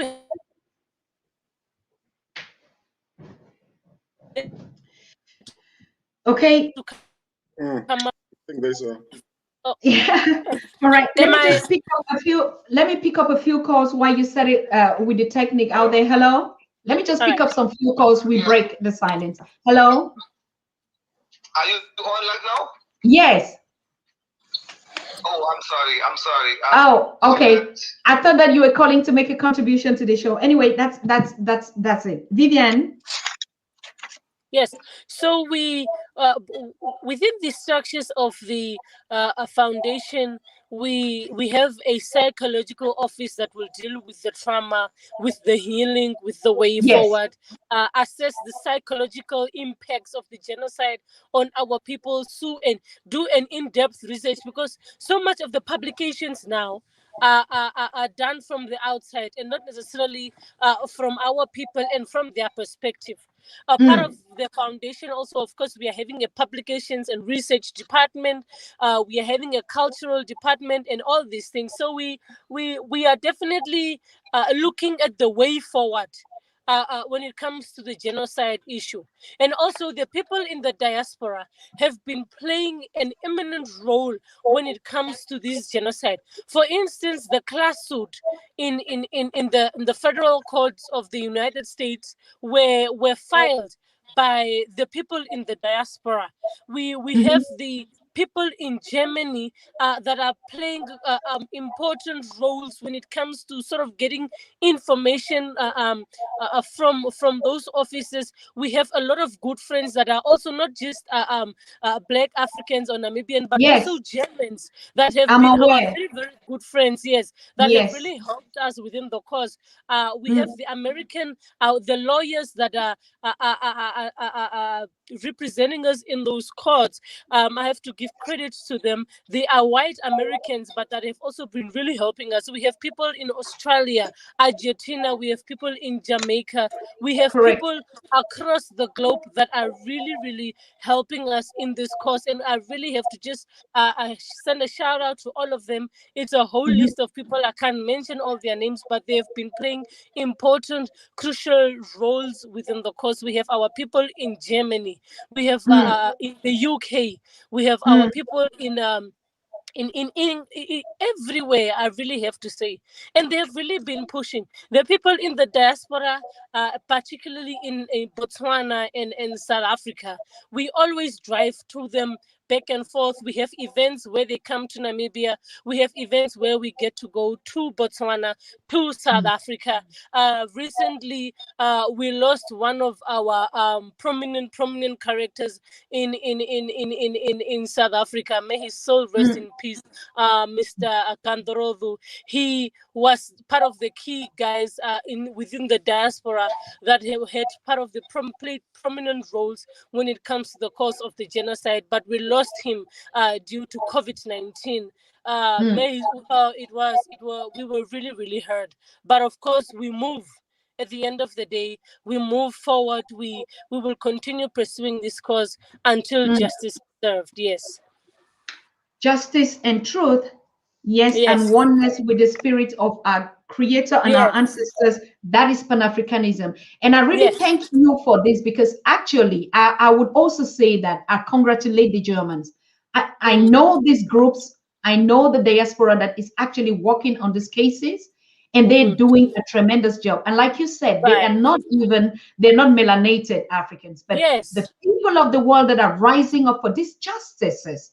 yeah, in their generation are saying no, something has to be done. And they have been talking even to the parliamentarians. They've been going behind the doors and try to get these negotiations. It is a wonderful thing to say, and we thank them. Even though, yeah, it is somehow also like it is a point that you feel guilty for something. Why not? Forgiveness also means, first of all, accepting the fact that Yes. this wrong was done. Like they say, you cannot just come and just apologize without actually confessing, what did I do? I recognize the fact that I did this, I did this, I did this. That is why we're talking about this apology. We unconditionally apologizing for what you recognize, and then we can move ahead now to see whether we're friends or not, which is actually the right way to go. And I And want to bring to your sorry, I want to bring to your notice the ADDI. mhm. Before, in the past, we were not actually like structured in the diaspora, but now His Excellency Dr. Arikana Shikomboriko put out a structure out there called the African Development Institute, Diaspora Institute, yeah, the ADDI, and which we are actually organizing as a diaspora, yeah, putting our structures together. I would recommend that we would also have an audience with with Our Excellency. I will book that audience so that we can present this and bring the whole structure. Also, it's a new structure, but it's a powerful one representing our voices out here. And yes, so we're not leaving any stone unturned for this Right. journey. Yes. That will be great. That will really be great. We are exploring all options out there. We need all hands on deck. So if we have to meet a DTI, we would really be privileged, and we welcome it by all means. Yes. So apart from just like the old schools that have been from lawyers or the Africans are really organizing themselves now. Us worldwide, we have different groups and fact mentioned. And I think these cases are cases that would have to touch all these organizations, be it the PLO Lumumba Foundation in the in Kenya, or even the Pan-African federal movement that is coming up also strongly. We have the State 55. We have all this, the Rapid Africa Plan. All these organizations are coming up under these structures. And I think all of them, we would have to grant audience, to listen to these cases so that we all come under one umbrella to solve these issues for one and forever. But like I said, a structure has to be put forward, way forward. So how do we proceed? I would have to, Naisha would have to get in contact with you so that we give the slot on this Namibian question as maybe a Right. 1 month series or twice in a month, but we have to keep the education process going on because it's a part of the healing. What do you Right. think? Absolutely.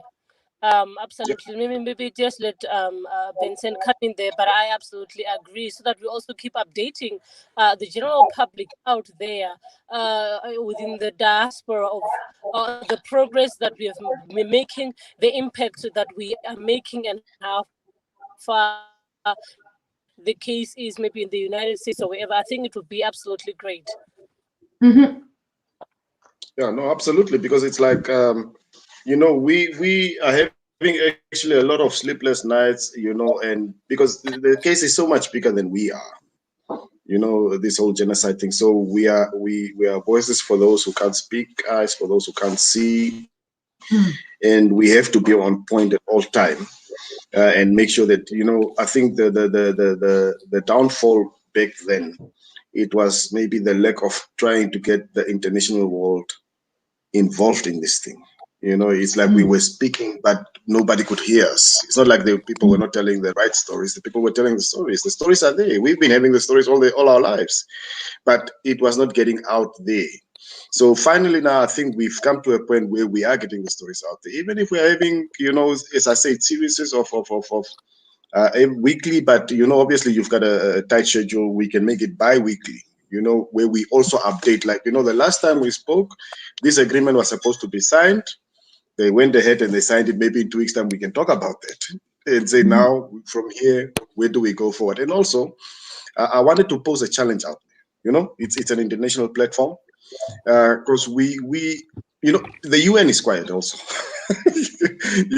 Isn't the UN the United Nations? The That is United supposed to Nations, say if what. No, no, It is no, no. supposed to say, Or even the AU. or even the AU, that is supposed to stand up and just say, if a crime, I see a crime is happening there, or it happened, and somebody is crying out, I don't need for them to come to me. I need to stand up and already make a case and take on the guy who is actually the oppressor. But the people are quiet. I don't know why the people are quiet, whether they are friends of the oppressor. Maybe usually that's what happens when they are quiet. If my friend is committing a crime, I would rather turn a blind eye. I think that is exactly what is happening. I don't know. But under normal circumstances, it's usually like so. We want, I'm posing this actually to say, UN, come back to us. We've written letters also to them. You know that we've been to the United States with a case. The United States knows about this case, and they've been kicking us out on technicalities. If the thing is wrong on technicality, you might as well, I don't know how legal stuff works, but you might as well correct it quickly and say, no, let's resume again next week. Or since that you are here, you came all the way from Namibia, we're going to resume. Can you stay one more night? And we continue with this thing tomorrow. But as I said, some people have maybe that's what we are facing right now. But the rules are always, everything bends towards, the arc always bends towards justice. So we are willing to fight all the way. There's nothing much else to live for than this. I mean, nothing greater than this. That's true. That's so we're true. willing to fight all the way. Yes, I'm laughing because I like when we talk about these issues, even though it hurts, we laugh over it. It means we are already getting somewhere to start. Not really digging or looking at the scars would always be there. They never would get finished, but it's upon us. So even all these other bodies that we're looking at, we are holding them accountable, but we're fixing our own part because nobody would do it. It's only us. That is the first point that we have to all agree on. And the second thing, why these things were never going is because we never had a media like the Pan-African Daily TV that connects us. Today we have one, so there's just no reason. From my own side and the Germans, I can guarantee you that the Germans would negotiate on a fair deal because first, Germany is trying so hard. Like in 1990, I'm not sitting down in any person here, but I'm saying if you look at the time you gain your independence, that was also the time where Germany even united. That's the latest. They're the youngest also to get unity. The West and East. East and West, yes. And their physical Berlin Wall, physical, not even our own that we have in our minds, was actually brought down and everything is feasible. So they're dealing also with a history that is very, very hard, but they are working on it. And so I can guarantee you that with these structures that we're coming out, we have to get to work to not give a sleeping time out there to any other situations that we have to table out. While we're holding them accountable, we are moving ahead. That's the way forward. Right. Maybe That's if the I hashtag, could, hashtag we move. Dr. Yes, hashtag we move. If I could update the house for a little bit, we had a protest a week and a half ago where we were protesting against the signing of this deal. We sent this petition everywhere. We made sure that every person serving in the Bundestag received it. Even the speaker received it. We sent it everywhere. The United Nations, every organ in the United Nations that deal with these issues, we have sent it there. We sent it to the House of Congress and the House of the Representatives in the US. We sent it there. The office of the US president, we sent it there. We sent this petition all over. Every embassy in Southern Africa, the people in the diaspora in their in their respective countries, the people in the UK, everywhere. We sent this petition everywhere, and I think it also really played a role or had some sort of impact because the Namibian government halted the process for a little bit. Even though they will resume next week, they halted the process. So we are fighting. We are fighting. The interviews, the global media also really played a crucial role. So we are out there. We are out there really doing all that we can. But of course, with Dr. Susan here, we will keep on updating the house with the general public and everybody out there on the progress that we are making the site. Oh yes, I can already guarantee you that even Professor Pierre Lumumba, Professor James Small, and all of them would be informed, and King Maponga Joshua, all these voices, they would be informed about it. Oh, Send the great. petition and the link to us, and we're going to share it with the community and ask people to actually, rally. This is the time. This is our time. We're going to make that noise so loud and clear, but we're going to do it in a very organized pattern like you already have been doing. Yes, this is our Definitely. generation. It is the time to move our continent forward. We are not sitting and waiting. We're not going to hold that place. We're going to move forward like the others. Yes. So I want to thank you so much for your engagement. This is amazing what you guys are doing there in the OGF. I know I must apologize on behalf of your president and chairman, Mr. Nandi, who actually was supposed Yeah. to be with us also in this delegation, but because of some constraints, could not be with us here. He has been one also that has been very proactive. And when we just give that shout out, and all of you came on board and said, yes, we can help, we can provide information, and that is the power, that's the spirit of the One Africa that we're talking about. It is a great pleasure, great joy, particularly you being there as the queen. It is the right thing that you are doing at this point in time. So we want to thank you. I just need one word from you. I'll start with Joyce, and then we go over to Benson while we roll up. Yes. Well, I just want to say that Pan-Africanism is attainable. The Agenda 2063 is attainable. Yes. And it becomes easier when everybody is drawn to a common cause that Correct. affects everybody. And we could use times like this to prove to the world that this agenda is attainable. And that is why I want to ask everybody out there, every melanated, beautiful, gorgeous skin out there, that the Overhero and Nama people are right now taking up the fourth biggest economy in the world. These two minorities are taking up a superpower that is well established within the global community. And we are taking them on because we know that we can. The blood that runs through us is the blood that revolted against this colonial power, and that we fought, we waged against them. An extermination order was issued, and they wanted to exterminate us and wipe us off the face of the earth. Oh, but Mm, I'm sitting here. I am here. The blood that runs through me is that of warriors. Africans are warriors because what has happened to us, what we survived, would have killed other people. So I'm calling out on every gorgeous, beautiful, melanated skin out there to join this cause. Put it on your social media. Put it out there. Make it a hashtag. Let us flood the global media. Let us flood social media. Talk to your people. Tell everybody of this cause here, and let us fight together, and let us achieve these things together. Let this be one of the causes that unite us as Africans, because an injury to one is an injury to all. Thank you very much, Dr. Susan. oh, I share. I share. Wow. Mm.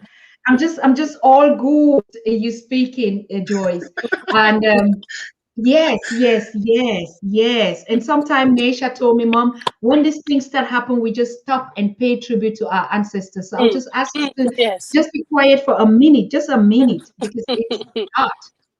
Right. Mm. Are you still on? I share. So it is that power.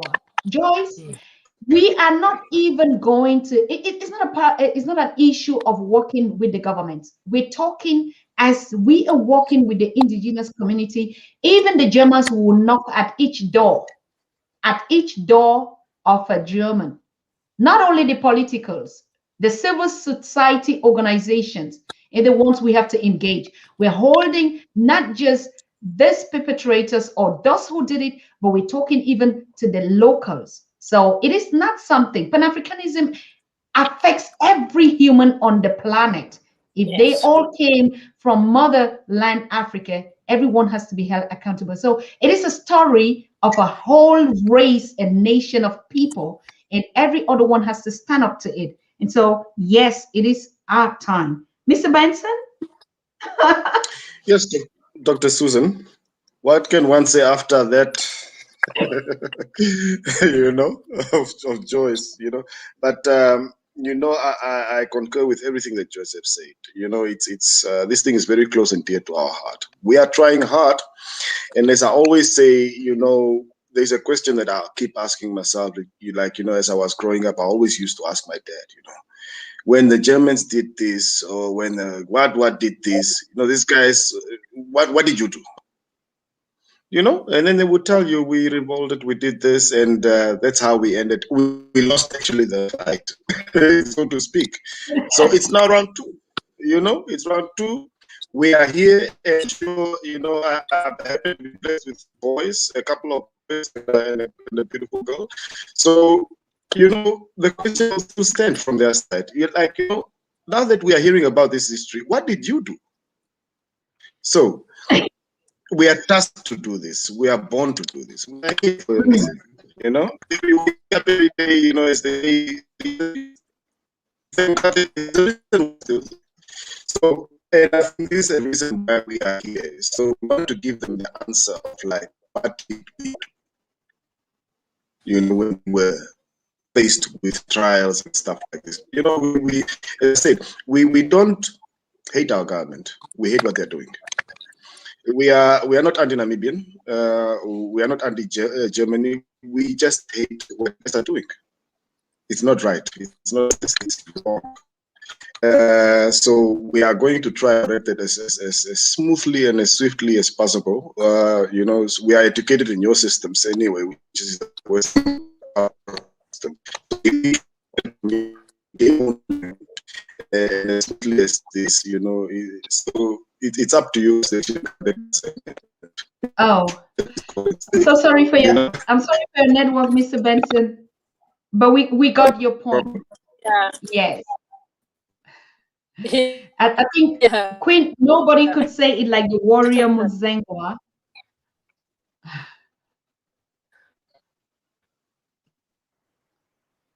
Okay. It is okay.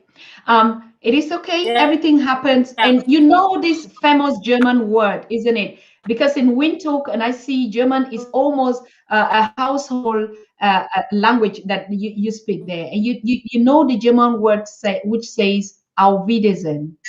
You know it? Auf Wiedersehen. Auf Wiedersehen, right? Yeah. So Joyce, can you hear me? Because his line is breaking. All right. Yes, yes. You know the German, you know the German word called Auf Wiedersehen. Yes. So what does that mean? Just in a short word, so the audience can follow up. Auf Wiedersehen means goodbye, see you again. I don't know, but it's something in that line. Yes. The Germans left all their colonies with this word, and they said Auf Wiedersehen. For me, the English just to say goodbye, like the UK's did, is the most insulting thing that they did to their colonies, just to say goodbye. It's the same thing like the French colonies when they say au revoir. Au revoir was just also like a goodbye. But the only thing that when we look at the Germans and we could say, okay, probably they knew that they would come back one day is when they said Auf Wiedersehen. Auf Wiedersehen means we shall see us again. So now we are seeing us again, you know, to start all this one. The UK and the Britain, they were all, you know, they just left and just like bye-bye, like we will never meet again. Hope to never see you again. So yes, we shall be back. We are back. Thank you so very much for being our wonderful guest tonight, Joyce. We're going to connect with you, Queen, and our King Benson, and then we pave the way forward for Pan-African Daily TV Namibia. You're already voiced out there, and so we work out the plan for the way forward. Thank you so very much, for being here. Absolutely. Dr. Susan? Yes. Just quickly as a closing one, you know, I actually want to tender my apologies. I think you've mentioned it a bit for our chair actually, which is Nandiwa Thora Madeingo, who could actually not make it, and he asked me actually to come stand in. I'm just an executive member. Yeah, but you're the outreach director, isn't it? And resource mobilization. Yes. Yes. Okay. Yeah. So Yeah. I think Yeah. one of the series on the Namibia question would just be, you know, talking about the organization. Today we just wanted to go deep into the wound, fashion all that one, but now we'll be talking about very interesting things, how to invest and opportunities out there in Namibia, where to visit even. So these are all the series. We're not going to dwell only on this. Like I said, while we're healing, we are moving forward. Yeah, we're moving forward to build our continent. So thank you for being here. And good night to all of you. We see ourselves very soon. Bye-bye. Thank Thank you so Auf much. Wiedersehen. Auf Wiedersehen. Exactly. Auf Wiedersehen. Yeah. It is not about choose. It's about Auf Wiedersehen. No, it's not choose. It's Auf Wiedersehen. Yes. Yes. I like your slogan. It's not. There's nothing wrong with us. Something happened to us. Yes. I love Please, that. and the link to that is in this chat. Nothing is wrong with us. Never. Something always happened to us, and that's why we're trying to redress all that. So thank you so very much. Yeah. Good night. Wow. Thank you. Yes, dear people, Hotep family community. It has been a powerful one here. As you could see, Queen Muzenga, the warrior on the continent of Namibia and its people defending their territory with all the lioness, the power of the lioness, and with the king out there, Mr. Benson. And I mean, it's been a wonderful. I was just sitting here and having this conversation. You know, Namibia actually is our heart. It's part of us. It's our soul. It's the part of us that, you know, the poor child, just like the Southern Cameroons or Ethiopia and the others that have been going through this. But this is the time. This is a time that we're going to come together. We cry, we wipe our eyes, we dance to the beats of our drums, and we develop our people and our continent forward. We're not going to sit on crying anymore. We're going to look back and hold them accountable. But of course, we'll be moving ahead. So what is coming on the Pan-African Daily TV tomorrow? I already told you. This is going to be a tie. Yeah, it's a battle. The continent meets the diaspora. And so we're going to have King Maponga Joshua meet Professor James Small live here on the Pan-African Daily TV.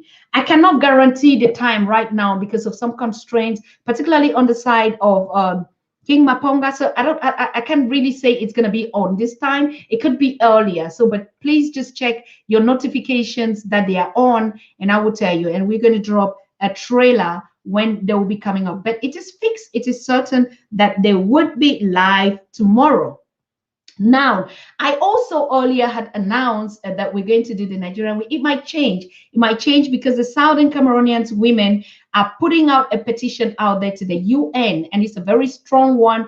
There are a collection of 20 voices and the Cameroonians that are standing up to say enough is enough. And I think we would have to shift the Nigerian question because we're still trying to put the guest speakers on strategic guest speakers. And if the Cameroonian women are already ready, we could do that Cameroonian summit with them from Thursday to Saturday and to you know, exactly it's going to be like what we're experiencing today in Namibia and the petition out there. So it is time. And particularly who are the ones actually standing up now to say, you know what, maybe our kings are busy doing something as the queens have to take their place.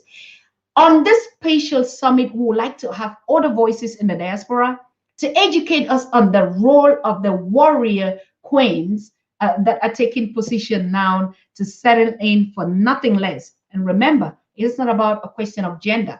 It is about equality and responsibility. Who does what?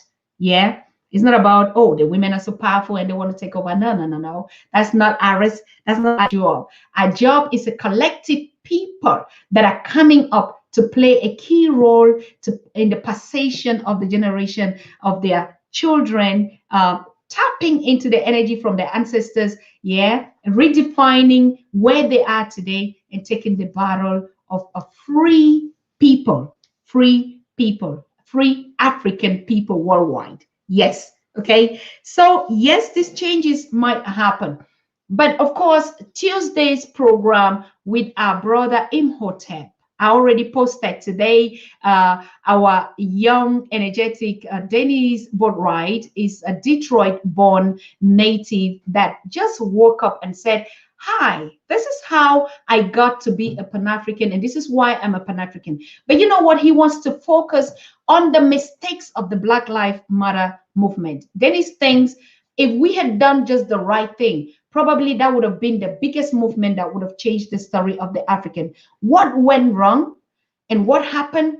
Dennis is going to share his experience with us on Tuesday, live on the Pan-African Daily. And like I said, on Wednesday is going to be about the legal perspective of the African Parliament, Pan-African Parliament that just evolved. And then we're going to take it from Thursday to Saturday. It is going to be the Cameroon's Women's Summit and the way forward for the atrocities and the genocide that is currently going out there in the southern Cameroon. Yes, so we are top and we are on. We see ourselves tomorrow. Let us just save this energy for tomorrow, because tomorrow is the star.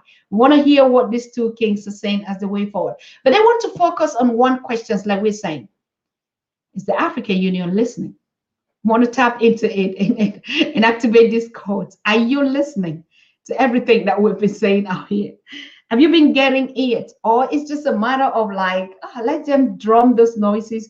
After all, we'll just do what we're doing. No, I am very, very confident.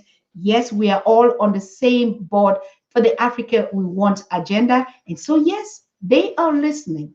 Yeah, and definitely we'll be having a feedback from them after all these things are unfolding. So thank you so much for being our guest in this conversation. And we see ourselves tomorrow on Sunday Special with Dr. King Maponga Joshua Bishop Marara III. Oh my God. When I spoke with him, he said so many titles. Yes, because he also has just been given, awarded an honorary doctorate degree in philosophies of humanities, just like my own.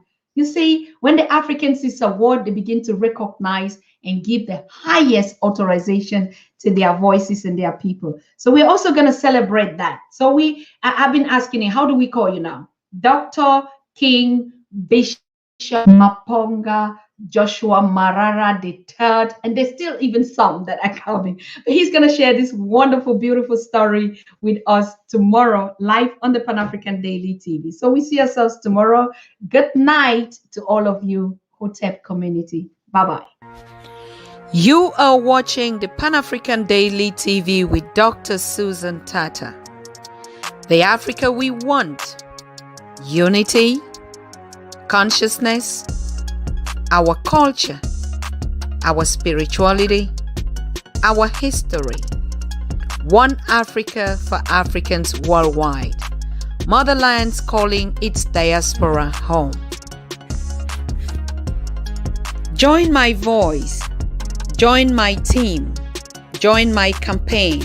Campaign 21 hashtag 1 million subscribers on the Pan-African Daily TV YouTube. Be a volunteer. Apply now. Be the new Africa.